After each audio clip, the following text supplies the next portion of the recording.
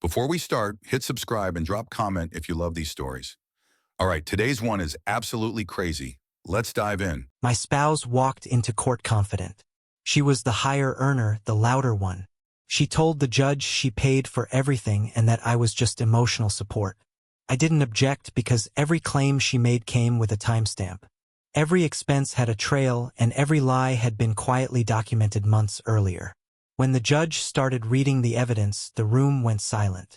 This is the story of how a divorce turned into an audit and why the quiet partner was never unprepared. The first joke landed over appetizers. We were at a wine bar Miranda liked because the lighting made everyone look like they were winning at life. Exposed brick, Edison bulbs, menus without prices. The kind of place where people say curated unironically. Miranda was already glowing. She'd closed a big deal that afternoon. Something regional. Something with a bonus that came with commas. She told the story the way salespeople do, with pauses engineered for admiration. And then I said, she continued, swirling her glass, if you want premium results, you need a premium partner. Her coworker Lisa laughed too loud. Her coworker Paul nodded like he just heard scripture. I sipped my drink and listened. I always listened. And Stephen, Miranda said finally, turning to me, well, Stephen keeps the lights on. She smiled when she said it. That mattered. Smiles determined intent. Lisa blinked. Oh, you in utilities? I'm an accountant, I said. Miranda waved her hand. Dismissive. Same thing. Numbers, back office stuff. Back office. I filed that under depreciation, intellectual. Paul chuckled. Hey, someone's got to count the beans, right? Exactly, Miranda said. And he's very good at counting my beans. She laughed again. This time longer. I smiled politely. Cost nothing and returned no interest. At the time, it still registered as a rounding error, minor, correctable. You don't rewrite a ledger because of one offhand comment. You watch the pattern. The pattern arrived quickly. 2 weeks later, dinner at her friend Rachel's place. Couples night. Assigned seating. Assigned wine pairings. Assigned personalities. So, what do you do, Stephen? Rachel asked, cutting into a roast she'd been bragging about for 20 minutes. I'm an accountant. Oh, Rachel brightened. For like a small firm? Miranda answered for me. He's stable. Stable. Filed under liability disguised as compliment. I mean, Miranda continued, leaning back in her chair, someone has to balance things out. I'm aggressive, ambitious, high ceiling, and Stephen is, Rachel prompted. Miranda tilted her head as if considering whether to be kind. Stephen's grounding. Grounding. Interesting word. Electric systems need grounding to prevent overload. Remove it and things get expensive fast. Paul again. Paul always. Paul raised his glass. To power couples. Miranda clinked glasses with him. She did not look at me. I watched her instead. Not emotionally, professionally. This was new behavior, but not random. The timing lined up too neatly. Her commissions had increased. Her tone followed. Confidence compounds when unchecked. At home, the jokes became more efficient. So, she said one evening, kicking off her heels, guess how much my bonus was? I'm sure you'll tell me, I said, closing my laptop. She did. Twice, once with numbers, once without. More than you made all quarter, she added casually, opening the fridge. Don't worry, I don't mind carrying us. Carrying. Filed under narrative inflation. I contribute, I said mildly. She glanced over her shoulder. Sure, emotionally. That one went into miscellaneous expenses. Ego. The thing about accounting is that you don't react to single transactions. You look at trends. And the trend was clear. As her income rose, my perceived value fell publicly, audibly, deliberately. At a company mixer, one of her coworkers asked how we met. Oh, Miranda said, sipping champagne. Stephen was very reliable. Still is. Reliable. The word people use when they can't say impressive with a straight face. The coworker nodded sympathetically. That's nice. Nice is never good news. I stood there holding a plastic cup of something pretending to be wine, watching her perform. She was good at it. Sales requires belief, and she believed this version of herself thoroughly. On the drive home, she was unusually quiet. "Did I embarrass you?" she finally asked. It was a trap. I could hear the mechanism clicking. "No," I said truthfully. "You were consistent." She frowned. "Consistent with what?" I shrugged. "Your brand." She laughed. "God, you're so dry. You know that." Dry. Filed under style, not substance. The contempt wasn't explosive. That would have been easier. It was incremental, calibrated, delivered with a smile and plausible deniability. She never said I was useless. She said things like, "You wouldn't understand. It's not really your world. Leave the big decisions to me." Big decisions.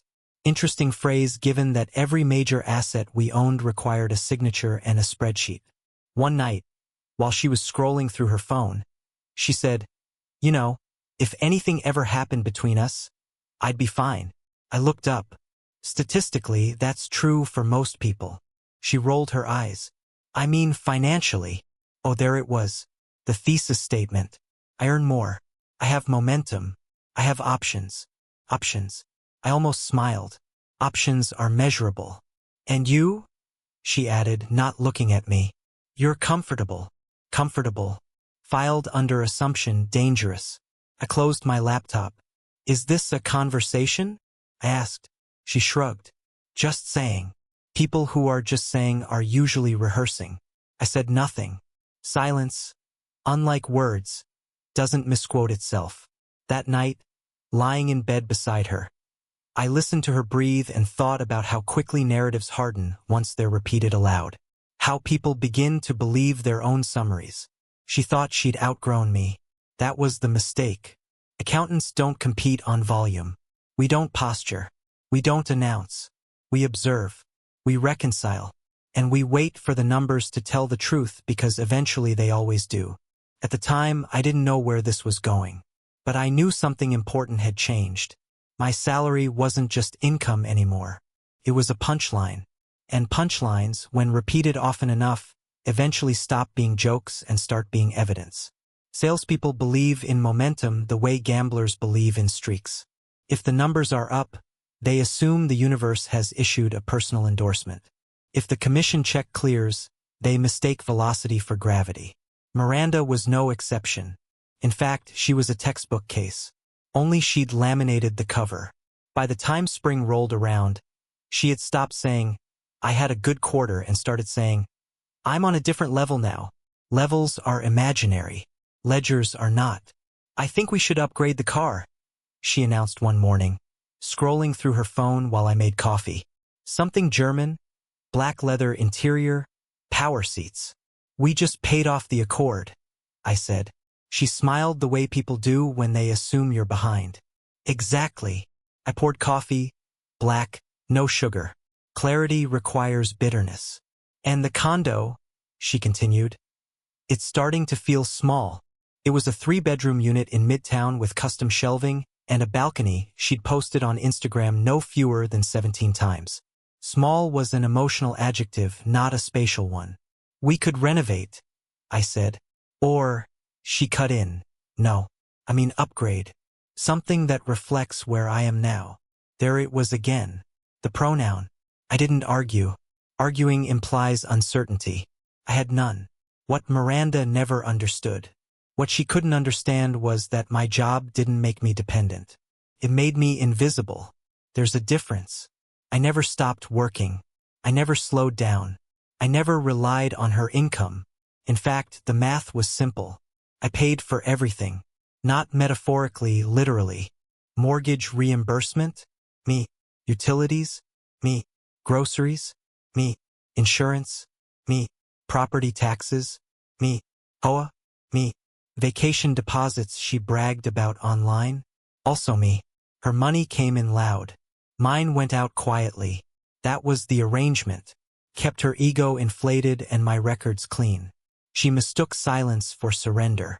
One evening, while she was calculating her next bonus out loud like it was a lottery win, she said, You know, it must be nice not having to worry about money. I looked up from my laptop. I worry about money professionally. She laughed. I mean survival money. Survival. Interesting word considering I was the one making sure nothing collapsed. You should try sales, she added. You'd never survive the pressure though. Sales pressure is artificial like scented candles. Looks intense, burns fast, leaves residue. I prefer systems that don't depend on personality, I said. She rolled her eyes. God, you're impossible. No, I was solvent. Her entitlement didn't arrive all at once. It accumulated like interest on a bad assumption. At dinner with friends, she started ordering without asking. We'll have the wine pairing. At checkout lines, she handed me her phone. Can you grab that? At home, she stopped pretending decisions were mutual. I already decided became her favorite sentence. She said it once while standing in the kitchen, arms crossed, surveying the space like a conqueror reviewing territory. I already decided we're going to Cancun this summer, she said. I need a real break. I asked. She didn't notice. I work hard, Stephen. I deserve it. Deserve is a dangerous word when detached from contribution. I nodded. Send me the dates. She blinked. You'll just handle it? I always did. That was her mistake. She assumed my compliance meant dependence. That my lack of theatrics meant lack of leverage. Sales rewards volume. Accounting punishes noise. Salespeople chase numbers that look good. Accountants chase numbers that survive audits. One night, she stood in front of the mirror trying on a new dress, holding it against herself. This is the kind of life I'm meant for, she said. I'm finally stepping into who I really am. I watched her reflection instead of her. Just make sure you can afford it long term. She laughed. Please, I make more than you. That wasn't the same thing. I generate more revenue, she corrected. Sharper now. There's a difference, I said. There was. Revenue is a promise. Income is what's left after the lies are stripped out. Stephen, she said later, frustrated. Why do you always sound like you're correcting me? Because you're usually rounding up. She didn't like that. Her profession taught her that confidence closes deals. Mine taught me that confidence without documentation closes careers. She believed her momentum made her untouchable. She believed I was along for the ride. She believed accountants were passive observers. What she never realized, what salespeople never do, is that the person who tracks every transaction doesn't need to shout. They already know where everything is. And when the time comes, they don't raise their voice. They open the ledger and let it speak for them. I found the receipt because I'm the kind of person who empties pockets. Not out of jealousy, out of habit. Loose items migrate, keys vanish, pins reproduce, receipts lie. I've learned not to trust any fabric with a lining. It was a Thursday. Nothing symbolic about it. Thursdays are structurally boring. That's why important things hide in them. Miranda had left her blazer on the back of the chair. One of her newer ones. Tailored, expensive, chosen because it made her look authoritative. She'd asked me to drop it at the dry cleaner on my way to work. Be careful with it, she'd said. It's delicate. So was the truth, apparently. I reached into the inside pocket, expecting the usual debris. Lip balm, a rogue business card, maybe a receipt for coffee she didn't remember buying. Instead, my fingers found something thick, folded, purposeful. I unfolded it once, then again. La Belle Jewelers, downtown. Gold bracelet sapphire. $4, $200. I stared at it. Then I said out loud to the empty kitchen, okay, now this. Not angry, not shocked, just updated. I checked the date. Yesterday. The time. 2:45 p.m. At 2:32 p.m. yesterday, she'd texted me. Running late. Client meetings. Don't wait up. I didn't sit down. I didn't feel dizzy. No cinematic wave of betrayal crashed over me. It felt more like noticing a decimal point in the wrong place. Interesting. Fixable. But first, verify. I folded the receipt neatly and placed it on the counter parallel to the edge. Symmetry matters when thinking. I poured myself coffee and stared at the wall while it cooled. In movies, this is where someone confronts their spouse, demands explanations, throws evidence like it's a grenade. Accountants don't throw grenades. We tag them. Miranda came out of the bedroom 15 minutes later, phone already in hand. "Did you grab the blazer?" she asked, not looking up. "Yes." "Good. Don't forget the dry cleaner ticket this time." "I won't." She opened the fridge. "I might be out late again tonight." "Okay." She paused, turned slightly. "You're okay with that?" I glanced at the receipt on the counter. "Yes," I said. "I'm flexible." She smiled, satisfied. Smiles confirm assumptions. She left humming, heels clicking, momentum intact. I picked up the receipt again, scanned it like a form, not a confession. $4,200 wasn't catastrophic. It was contextual. A gift like that isn't an impulse. It's a marker, a signal. Either guilt or celebration. I checked the store's website. Sapphire collection. Anniversary line. The kind of thing you buy when you want to be remembered. I made a mental note. High emotional spend. Non-family recipient. Requires classification. That night, Miranda came home cheerful. Too cheerful. She smelled like champagne and someone else's confidence. "Long day," she said, kicking off her shoes. "Productive?" I asked. "Very," she said. "Closed something big." I nodded. "Congratulations."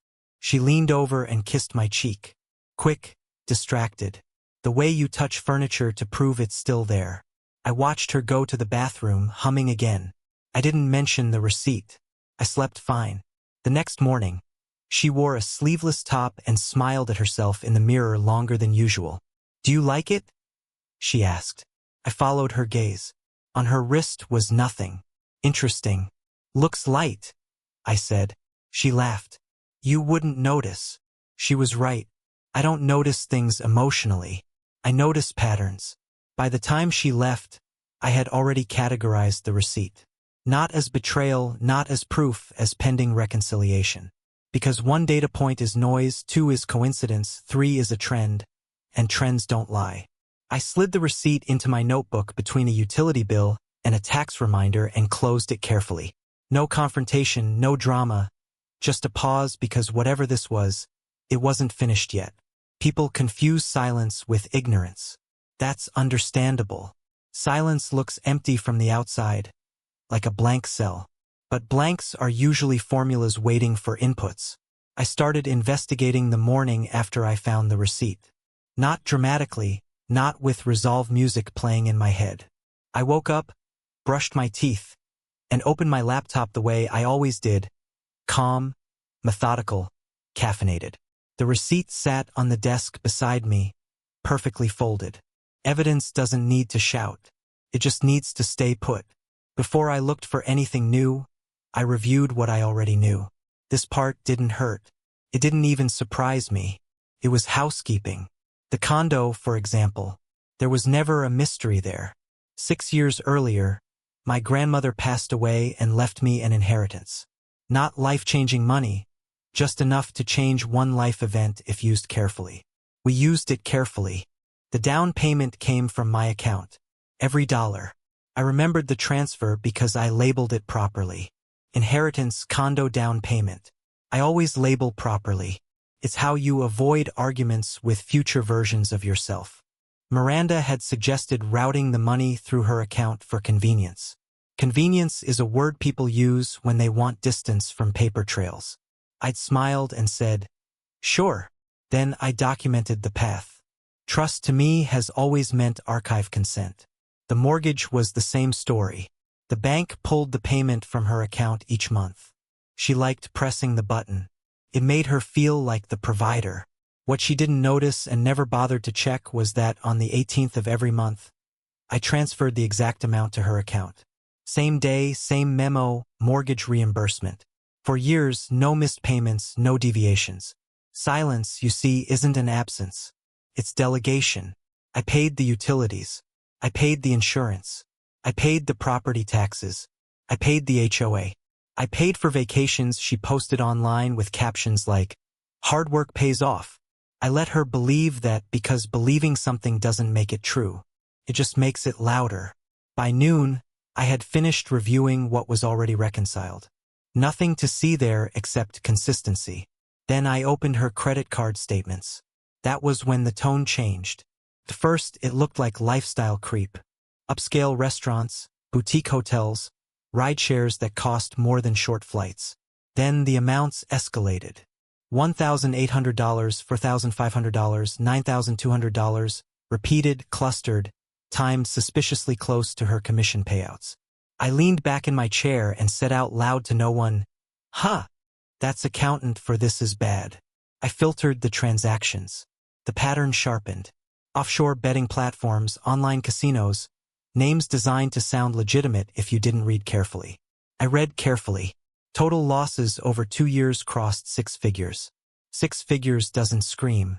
It hums low, continuous, like a system failing quietly behind drywall. Next came the spending. Hotels in cities she'd never mentioned. Flights she hadn't taken for work. Jewelry purchases that didn't align with any anniversary, birthday, or apology cycle I recognized. And then, because liars always underestimate boredom, I cross-referenced social media. That's when I found him. The affair partner wasn't subtle. Subtlety is for people who think long-term. He posted wrist shots, champagne glasses, sunsets from hotel balconies. I recognized the bracelet immediately. Sapphire photographs well. I didn't feel anger.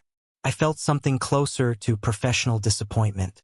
Like discovering a client had been cooking books using formulas from a blog post. The final layer came last. Her income. I pulled our joint tax returns.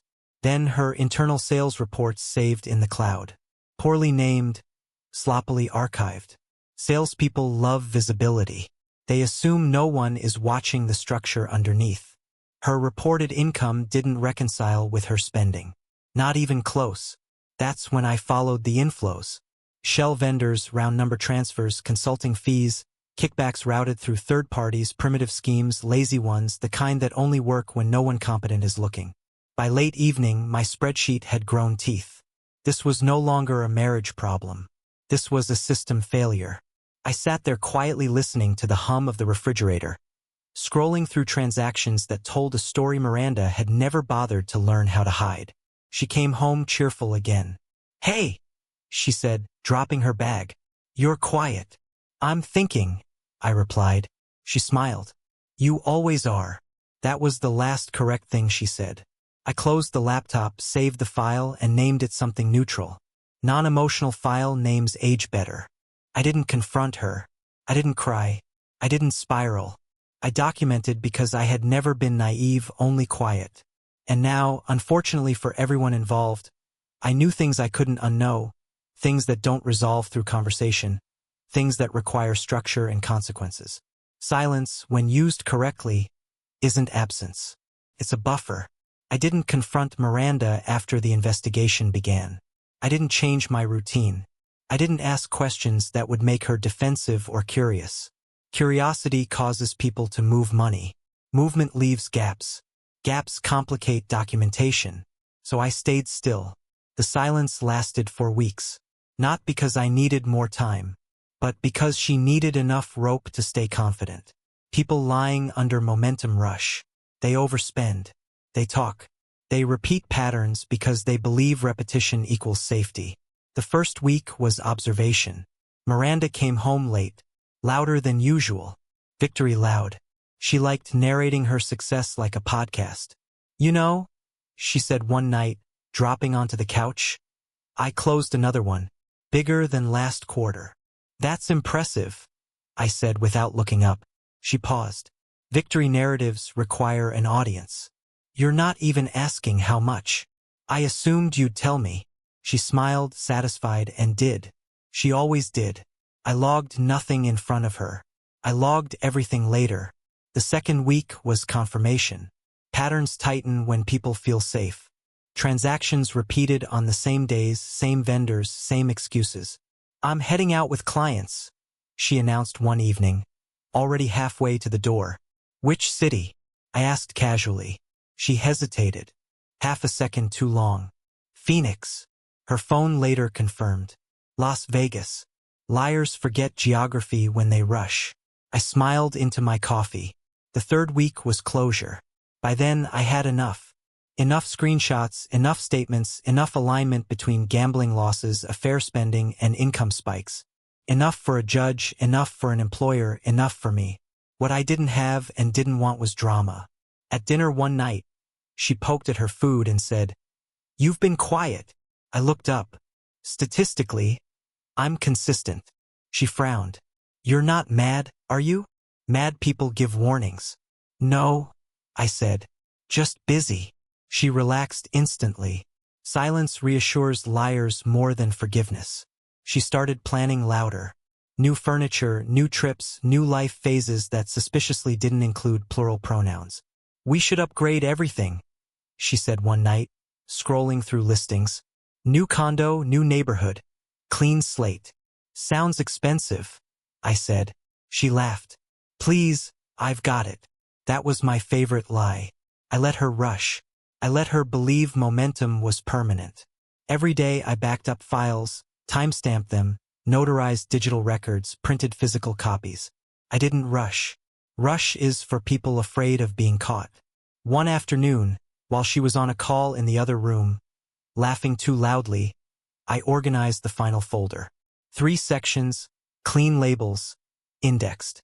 I leaned back in my chair and exhaled slowly. Timing isn't about patience. It's about letting people finish making their mistakes. That night, she curled up next to me on the couch and said almost tenderly, "You know, I love how calm you are. You never overreact." I nodded. "It's a skill." She smiled and rested her head on my shoulder. I didn't move. The silence held, and somewhere between her confidence and my restraint, the window closed.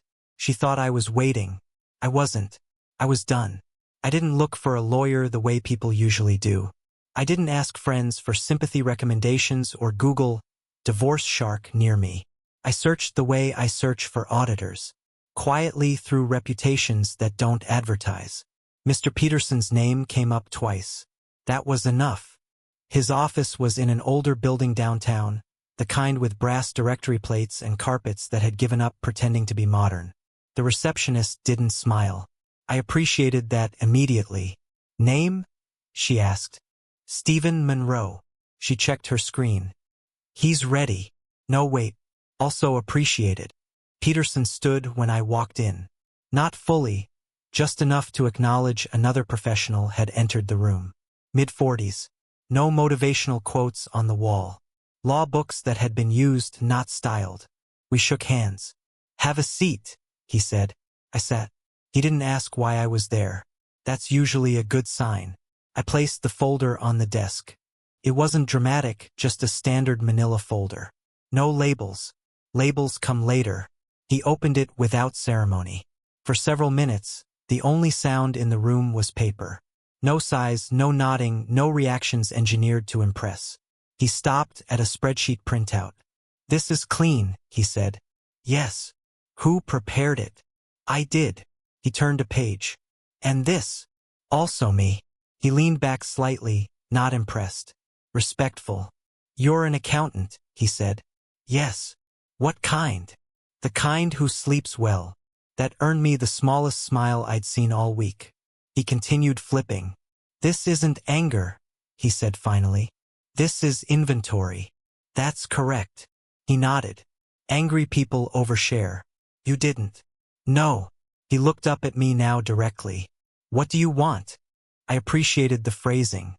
Not justice. Not closure. Outcomes.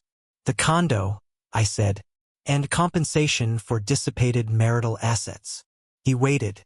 "And," I added, "I'd prefer she not destroy anything else before we stop her." Peterson closed the folder carefully. That mattered. "You've already stopped her," he said. "She just doesn't know it yet." We aligned quickly after that. No speeches, no posturing, no dramatic warnings about how divorce gets ugly. He assumed I'd done the math. "We'll file for divorce," he said, jotting notes. "Cause? Infidelity and financial fraud." "Good. And we'll serve her at work." I nodded. "Yes." Public. Yes. He paused. You're aware that will escalate things. I'm counting on it. Another small smile. There's also her employer, he continued. Encouraging workplace relationships creates liability. I've documented that too. Of course you have, his eyes said. We'll file separately, he said. Alienation of affection. Pressure them before discovery becomes expensive. Withdraw later, I said. For the right settlement. Peterson nodded. We speak the same language. That was the closest thing to bonding we were going to get. He slid the folder back to me. You don't need me to understand your case. You need me to present it. Yes, I can do that. I know. We stood. He extended his hand again. One thing, he said. Do not react to her. Not now. Not later. Let her talk. I already have. He nodded, satisfied. As I reached the door, he added, By the way, nice work. It wasn't praise. It was acknowledgement. I left the office lighter than I'd arrived. Not because of hope, because of structure. For the first time since the receipt, everything had a place and a date. People think serving divorce papers is about shock. It isn't. It's about location. Mr. Peterson had asked me where Miranda felt most powerful. I didn't hesitate. Her office. So that's where we sent them. Wednesday, 10:32 a.m. peak confidence hours. Miranda worked on the 14th floor of a glass building downtown. Open plan desks, motivational posters, espresso machine that hissed like it was stressed, too. The kind of place where success is measured by noise and footwear. I wasn't there. That mattered, too. Distance keeps things clean. The process server was a woman in her mid-40s with neutral shoes and the posture of someone who'd ruined a lot of mornings. According to the report, Miranda was mid-presentation when it happened. Slides up. Client on speaker. Her name in bold font. Miss Collins, the server said, stepping forward. Miranda smiled politely, still in sales mode. I'm in the middle of something. This will only take a moment. That's when people start to panic. The room went quiet. Coworkers leaned back in their chairs. Someone muted the call. Are you serious? Miranda said, voice already sharpening. Do you know who I am? Yes, the server replied. You're being served. Papers handed over. Clean, professional. Causes listed. Infidelity. Financial fraud. Witnessed by her manager, 3 coworkers, 1 very uncomfortable HR rep. I received the call from Peterson 5 minutes later. She's reacting, he said. How so? She's denying everything. Loudly. I pictured it perfectly. According to later accounts, Miranda laughed at first. Then she scoffed. Then she started talking very fast, explaining, correcting, accusing. He's jealous, she snapped. He's trying to punish me because I outgrew him. That was new, creative, but unsupported. Someone asked, what's financial fraud? That's when the volume went up. She demanded security remove the server. Security declined. They like paperwork. She demanded HR handle this. HR asked her to step into a conference room. She refused. That's the moment scenes happen. You think this is funny? She yelled, waving the papers. He thinks he can do this to me. I built this career. Someone gently suggested continuing the presentation later. She lost it. By noon, her office nickname had changed. I didn't check my phone while it was happening. I had lunch. A sandwich. Predictable, stable. At 2:19 p.m., Miranda called. I let it ring. She called again, then again. On the 4th call, I answered. What did you do? She demanded, skipping hello. I followed procedure. You humiliated me, she shouted. At work. That's where you met him, I said. It seemed appropriate. There was a pause, not silence, static. You think you're clever? She hissed. You think this makes you powerful? No, I said calmly. I think it makes you accountable. She laughed, sharp and brittle. I'll take everything from you. You hear me? Everything. The condo, the money. I'll ruin you. I waited a beat. Let the threat settle. Okay, I said. That confused her. Okay? she snapped. That's all you have to say? Yes. She hung up. Later that evening, Peterson sent confirmation the secondary filing against her employer had gone through. Alienation of affection, encouragement of workplace romance. Discovery would be unpleasant. Corporate panic takes about 12 hours to bloom. By morning, Miranda was suspended pending investigation. Silence, it turned out, had been mistaken for fear. It wasn't. It was preparation. She thought I was weak because I didn't interrupt her story. She thought quiet meant empty. But silence isn't an absence. It's a witness. And now, finally, she had plenty. Courthouses have a very specific sound. Footsteps that don't echo properly. Paper rustling like nervous insects. Voices lowered not out of respect, but fear of being overheard by consequences. I arrived early. Habit. Punctuality isn't virtue, it's insulation. Mr. Peterson was already there reading something that looked boring and important. He nodded once when he saw me. That was our version of a handshake. Miranda arrived late. Of course she did. She came in dressed for dominance, tailored coat, heels that clicked like punctuation marks, hair perfect in a way that suggested professional help. The kind of outfit you wear when you plan to be remembered. She saw me and stopped. Her smile formed slowly, deliberately, predatory. So, she said loud enough for the hallway to register interest. This is what you've come to. I said nothing. She stepped closer. Too close. People do that when they're trying to reclaim control physically. You think you're smart? She continued. You think some dusty paperwork is going to save you? Mr. Peterson looked up from his reading. Peterson, she said, recognizing him now. Your little lawyer. He closed the folder. Carefully. You ruined my reputation, she snapped, turning back to me. At work, you embarrassed me. I didn't speak, I said.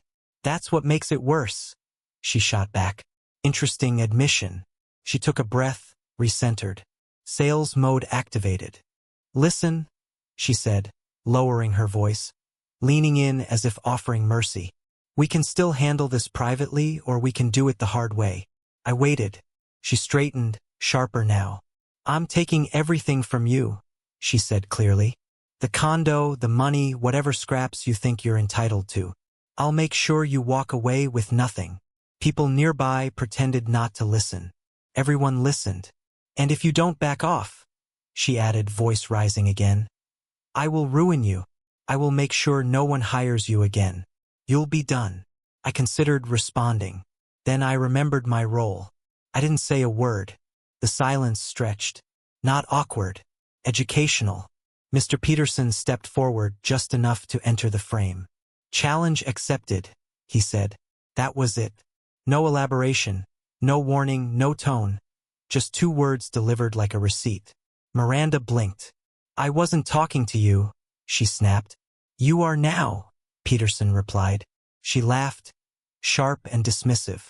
You have no idea who you're dealing with. He nodded. Do you? She turned back to me, furious now.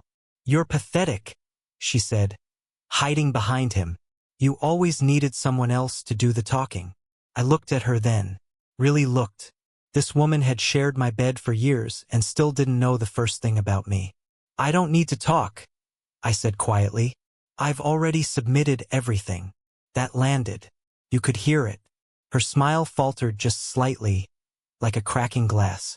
Everything, she repeated. Peterson checked his watch. We should go in. Miranda's confidence tried to regroup, but it didn't quite make it back to formation. This isn't over, she said, stepping back. I nodded. Agreed. The clerk opened the courtroom doors. As we walked past her, she muttered, You have no idea who you married. I almost smiled because she was right, just not in the way she thought. Courtrooms are designed for sound. Every cough is amplified. Every shuffle of paper sounds like an admission. The room itself encourages people to talk too much, which is why I said nothing. Miranda entered like she was late to an awards ceremony. Shiny coat draped just so. Confidence poured on thick like cologne meant to hide something sour underneath. Behind her walked the affair partner. Of course. He was dressed carefully casual, tailored jacket, no tie, the uniform of a man who wanted to look supportive without looking responsible. He took a seat behind her, one row back like a poorly hidden footnote. Mr. Peterson leaned slightly toward me. Interesting choice. I nodded. He looks like a distraction expense. That earned me a brief smile. Miranda's lawyer stood immediately. Too immediately, the kind of man who believed standing early made him right. He was polished, loud, overconfident. His tie was expensive and wrong. Your Honor, he began, voice dripping certainty. This case is quite simple. Simple cases are never simple. That's how you recognize them. My client, Miss Collins, is the primary earner. All mortgage payments were made from her account. All household expenses were paid from her income. He gestured broadly as if presenting a product. The defendant, he continued, glancing at me like I was an unpaid intern, contributed little beyond emotional support. Emotional support. That phrase again. I resisted the urge to write unsupported claim in the margin of my notebook. Every payment, the lawyer pressed on, every transfer, every charge originated from my client's account. Therefore, equitable distribution clearly favors Ms. Collins. He smiled, the kind of smile that expected applause. Miranda sat perfectly still, lips curved upward, hands folded. She didn't look at me. She didn't need to. The affair partner leaned forward slightly, as if proximity increased relevance. I noted it and said nothing. The judge nodded slowly. Counsel for the defense. Peterson didn't stand right away. That was intentional. I watched Miranda's smile widen. Just a fraction.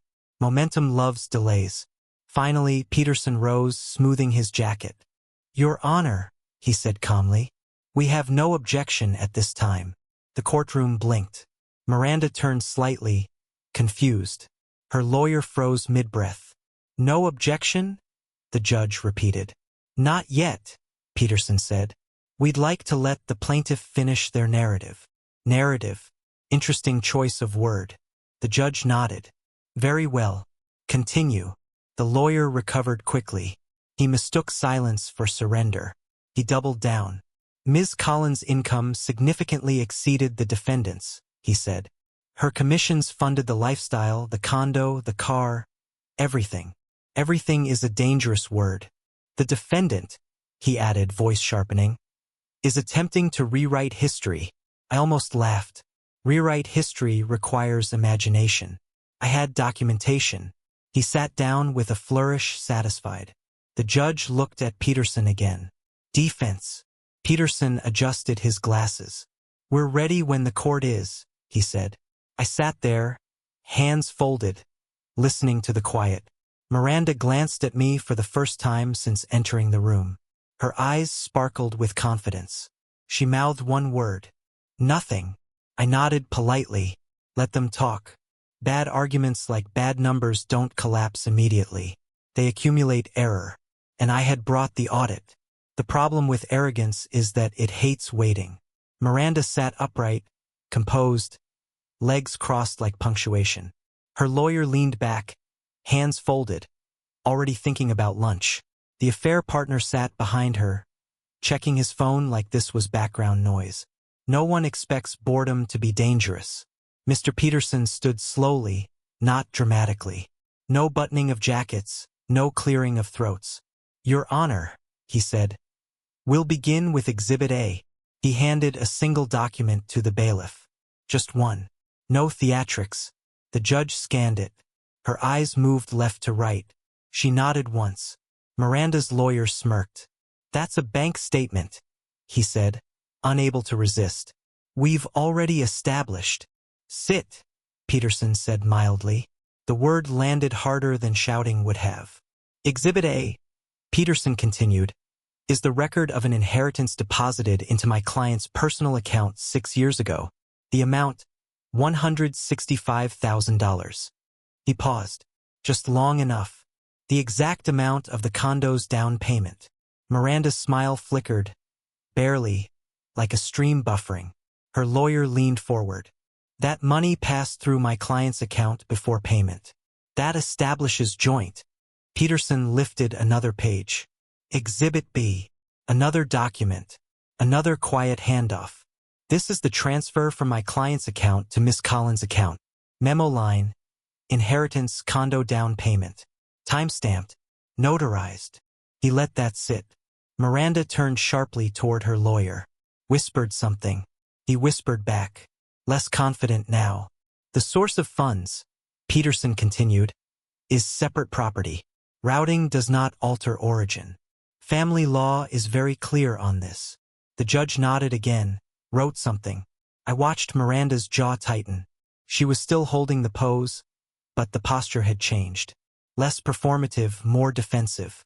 We move to mortgage payments, Peterson said. The plaintiff claimed sole contribution because payments were made from her account. He placed a chart on the table. Clean, color-coded, simple enough to insult anyone who thought complexity meant intelligence. Every month, he said, tapping the page. On the 18th, my client transferred the exact mortgage amount from his account to Miss Collins' account. On the 19th, the bank withdrew the payment. A pause. For 4 consecutive years. Another pause. Memo line. Mortgage reimbursement. Every time. Silence filled the room. Not dramatic silence, administrative silence. The judge leaned forward. So the funds originated with the defendant, she said. Yes, Your Honor. Miranda's lawyer swallowed. Next, Peterson said. Dissipated marital assets. This time, the stack was thicker. This, he continued calmly, is an itemized report of expenditures inconsistent with household maintenance. He read them the way you read ingredients. Offshore gambling platforms, online casinos, repeated transfers ranging from $1,800 to $9,200. Miranda stiffened. These accounts, Peterson said, were funded using marital money. Total losses just over $112,000. Her lawyer stood abruptly. Objection. Relevance. Denied. The judge said instantly. Sit. The affair partner stopped scrolling. Peterson didn't look at him. Now, he said, we move to third-party expenditures. He lifted a receipt. Hotels, flights, jewelry, restaurants, charges incurred on Ms. Collins' credit cards, he said. Later paid using marital funds. He held up a photo. A bracelet purchased for $4,200. Not gifted to the spouse. Miranda's head snapped up. Social media confirmation provided, Peterson added. Time-stamped. The room shifted. Even the walls seemed less patient. And finally, Peterson said almost apologetically, hidden accounts. Miranda's lawyer looked like someone had unplugged him. These accounts, Peterson continued, received deposits inconsistent with reported income. Shell entities, kickbacks disguised as consulting fees. He placed the final document down. Evidence already disclosed to relevant authorities. That was the moment. The affair partner leaned back, suddenly interested in exits. Miranda's confidence collapsed in stages. First the smile, then the posture, then the eyes. Wide now, searching. Her lawyer stared at the papers like they had betrayed him personally. This is excessive, he muttered. No, the judge said coldly. It's thorough. I hadn't moved. I hadn't spoken. That was the best part. Boredom had done what shouting never could. It had stripped the performance bare. Miranda turned toward me, panic leaking through the cracks. I met her eyes once. Not triumph, not anger, just confirmation. She finally understood the danger. Too late. Exhibit A was boring. That's why it worked. The judge didn't linger. Judges who linger invite appeals. This one didn't look like she enjoyed invitations. She returned to the bench, adjusted her glasses, and glanced down at her notes like someone reviewing a grocery list. Milk, eggs, consequences. Everyone stood. Everyone sat. The room held its breath the way it does when people think something dramatic is about to happen. It wasn't. The court finds, the judge began, that the condominium located at, she read the address without emotion, was purchased primarily using the defendant's separate non-marital funds. She looked up briefly at me, at Miranda, back down. The property is therefore awarded in full to Stephen Monroe. No gasp, no cinematic pause, just a sentence. Miranda stiffened beside her attorney. Her face didn't crack yet. It recalculated. The plaintiff's claim to the property is denied. Denied is a clean word. It leaves no residue. The judge continued, voice steady, unimpressed. The court further finds that marital assets were dissipated through gambling, third-party expenditures, and concealed accounts. Miranda's lawyer opened his mouth, closed it again. He had reached the end of his vocabulary. As such, the judge said, the plaintiff is ordered to compensate the defendant in the amount of $19,300. She said the number like she was reading a weather report. Miranda's head turned sharply toward her lawyer. What? She whispered. He didn't answer. The debts associated with the vehicle, the judge added, remain the responsibility of the plaintiff. That one landed harder. That's always due. And finally, the judge said, pausing just long enough to let the word finally matter. The court finds the plaintiff's testimony regarding financial contributions to be inconsistent with the documentary evidence. Inconsistent is legal language for unreliable. Unreliable is professional death. Credibility is therefore diminished. That was it. No gavel slam. No speech. No sermon. She stood. Court is adjourned. People began to move. Paper shuffled. Chairs scraped. The machinery of normal life resumed immediately. Indifferent to personal implosions. I stayed seated for a moment longer, not out of shock, out of habit. Mr. Peterson leaned toward me. That went as expected. Yes, I said. You okay? I considered the question. I scanned myself internally. No spike, no crash. I'm balanced, I said. He nodded, satisfied. Miranda stood frozen for a moment, staring straight ahead like the room might renegotiate itself if she refused to acknowledge reality. Her affair partner had already slipped toward the aisle. Loyalty has a very short half-life. She finally turned, eyes wild now, looking for something. Sympathy, outrage, a procedural miracle. She found none. I didn't look at her again. Walking out felt anticlimactic. No swelling music, no slow-motion vindication. Just a hallway that smelled faintly of disinfectant and old paper. Outside, the sky was aggressively normal. Mr. Peterson shook my hand. I'll send the final paperwork. Thank you, I said. He hesitated, then added, most people expect this moment to feel bigger. I know, I said. That's why they lose. He smiled once, then he was gone. I stood on the courthouse steps for a moment, keys in hand, and realized something surprising. I didn't feel victorious. I felt finished. The ledger was closed. The columns aligned. The noise had stopped. That was the joke, I supposed. After all that posturing, all the threats, confidence, performances, and speeches, the ending was quiet. Just a decision, just math and silence. Once again, doing all the work. Companies don't panic the way people do. People cry. Companies schedule meetings. The evidence became public 48 hours after the ruling. Court records have a way of traveling faster once stamped admitted. PDFs migrate.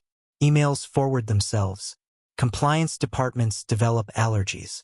By Monday morning, Miranda's employer had entered what I like to think of as the pray phase. I knew this because my phone rang at 9:21 a.m., unknown number. Corporate cadence. Mr. Monroe, a voice asked overly calm. This is Linda Foster from Corporate Legal at Horizon Systems. Do you have a moment? I checked my calendar. Empty. I do, I said. Wonderful, she said too quickly. We'd like to discuss a pending matter. Pending. That word again. I'm listening. There was a pause. Paper shuffling. Someone else breathing quietly into the line. Institutions never hunt alone. As you may know, she continued, recent court proceedings have brought certain allegations into public view. Allegations is a charming word for spreadsheets. Yes, I said. I was there. Another pause. Longer this time. We've initiated an internal review, she said. Standard procedure, of course. And Miss Collins has been placed on administrative leave. I made a note. Predator limping. Our concern, she continued carefully, is reputational exposure. There it was. The real currency. I've already filed, I reminded her. Alienation of affection. Encouragement of workplace romance. Discovery will be educational. Silence, not mine. We'd like to explore a resolution, she said finally. Go on. We believe this situation can be settled amicably. Amicable is corporate for please stop digging. I'm open to settlement, I said. Under the right terms. Relief leaked into her voice. Excellent. What would those terms look like? I leaned back in my chair and looked at the ceiling. Still intact. I withdraw my claim, I said, in exchange for compensation commensurate with the risk you're avoiding. She exhaled. Of course, we need a figure. I gave her one. She didn't respond immediately. I understand, she said eventually, tone tighter now. We'll need internal approval. I'll wait, I said. Silence is something I'm good at. She laughed nervously. Yes, we've noticed. By Wednesday, they approved. The settlement meeting was held over video. 3 lawyers, 2 compliance officers, 1 HR representative who looked like she hadn't slept since the ruling. They thanked me for my discretion. I thanked them for their urgency. Just to confirm, one lawyer said, adjusting his tie nervously. This agreement includes a non-disclosure provision. Yes, I said. Mutual, of course. Silence, I clarified, has a price. This is it. No one argued. They transferred the funds within the hour. Efficient. Fear improves performance. Miranda was terminated the following Friday. No announcement, no farewell email, just absence. Institutions don't exile people ceremonially. They erase them quietly and pretend it was policy. That evening, I poured myself a drink and sat on the balcony of the condo. My condo. The city buzzed below, oblivious. Somewhere, a compliance team was still scrambling. Somewhere else, a woman who once believed herself untouchable was updating her resume. I didn't feel satisfaction. I felt distance. Family drama has a way of expanding outward if left unchecked. This was containment, damage control, systems correcting systems. The company survived. They always do. I got paid. The noise stopped. And for the first time since the receipt, there was nothing left to reconcile. Just quiet, which in my experience is the most valuable asset of all. She showed up unannounced. Of course she did. People who lose control hate scheduling. They prefer ambushes. It lets them pretend they still have momentum. I was locking up the condo lobby when I heard my name. Not shouted, not calm. Pressed like a finger on a bruise. Stephen. I turned. Miranda stood near the mailboxes. Coat too thin for the weather. Posture stiff with something that wasn't confidence anymore. Her hair was pulled back too tight. Her makeup was careful in the way people get when they're trying to look intact. You don't live here anymore, I said. I know, she snapped. She stopped herself. Reset. We need to talk.